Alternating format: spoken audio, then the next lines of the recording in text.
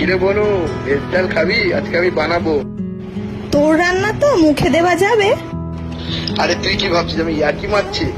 দাঁড়া, আমি তোকে রান্না করে ভিডিও পাঠাচ্ছি, দেখ কি করে ভেজ ডাল বানাতে হয়।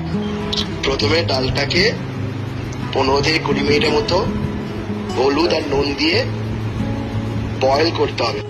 গাজর, ক্যাপসিকাম, ফুলকপি, লঙ্কা, টমেটোর সব স্মল সাইজ করে।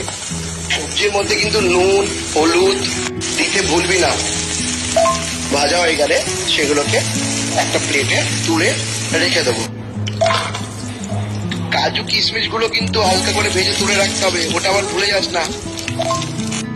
এরপর আবার ওই কড়াইতে অল্প ঘি দিয়ে একটা বা দুটো তেজপাতা, 2-3টে শুকনো লঙ্কা আর জিরে দিয়ে একটুখানি ফ্রাই করে দেন আদা পেস্ট, টমেটো কুচি যেটা কেটে রেখেছিলাম ওটা দিয়ে একটু নেড়ে চড়ে সবজিগুলোকে দিয়ে দিবি।